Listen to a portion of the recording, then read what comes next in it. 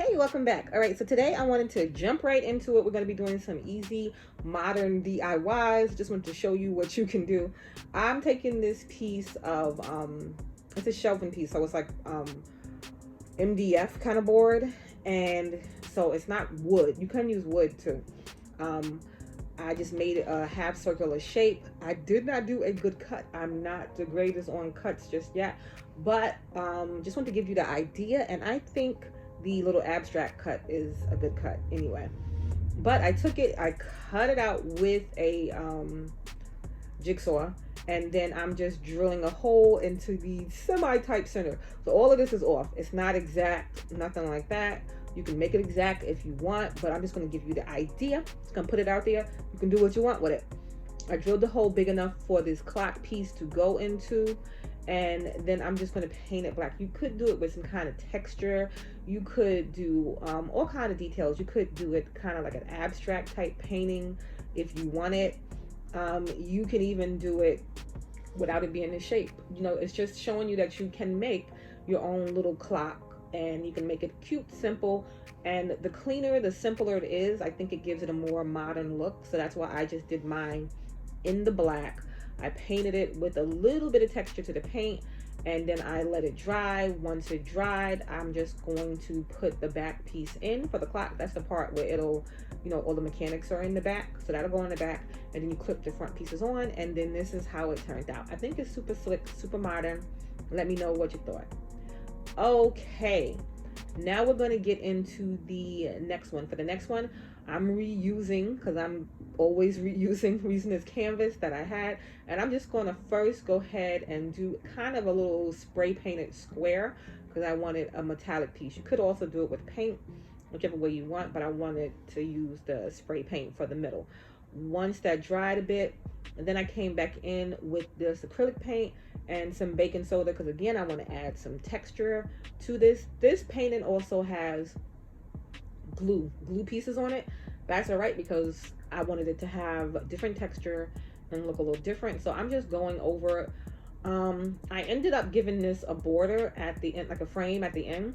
So you don't really have to go over the edge if you're going to be giving it a frame at the end. But I didn't want to cover up the gold little squarish like piece that I made there. But that's the fun thing about abstract art. You can do it whatever way you want. These canvases did originally come black too, but then I did something else to it, but whatever. Like I said, I was reusing the piece. So I'm just painting it how I feel. Like I wanted the majority of it to be white. I wanted the gold piece to show through. I'm doing light strokes in some places, deeper strokes in other places, but it doesn't have to be exact, because that's the beauty of abstract art. It can be any way that you want it to be. And then I decided, like I said, to come in and give it a frame. So I'm just using this trim piece that I had left over. I'm cutting down the pieces. So for the smaller side, I'm cutting them exact size, and then for the longer side, I'm cutting it so that it butts up with the other pieces, so the frame connects all the way around, and I'm just attaching it with hot glue. And this is how it turned out. I think it's super clean, super slick, super modern, and a great piece of abstract art.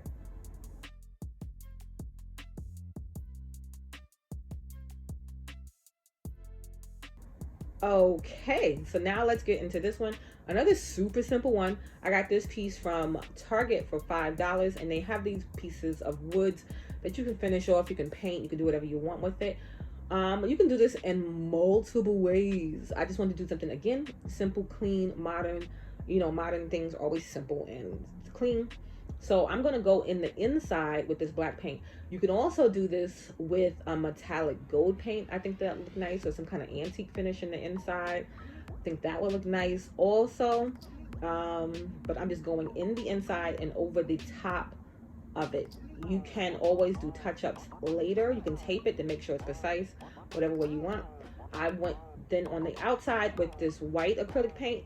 You can also just do a stain and leave it like with the wood finish. You can do it so many different ways, but these pieces are great, and they're only $5, and you can customize them how you want your decor to look in your home. All right, so now that I was done with that, then I just came in with a plastic roller. You don't have to use a roller. You can use anything circular. You can use anything a different shape. You can use something that is a solid piece, so it has a middle in the piece, as opposed to the roller, who's like hollow in the inside. You can do it different ways, but basically, I'm just stamping on the design. So it's a circle, so I'm just stamping it on, and because of the shape of the thing, it's not going to go over the edges. So some will be half circles, some will be full circles. It'll just give it the little abstract kind of look again. And overlapping circles, you can do the circles in different colors. I came back in and splattered mine also, but you can just go crazy with it and do your design the way you want for this one. And then this is how it turned out. So let me know what you thought of all today's DIYs, and I'll see you in the next one.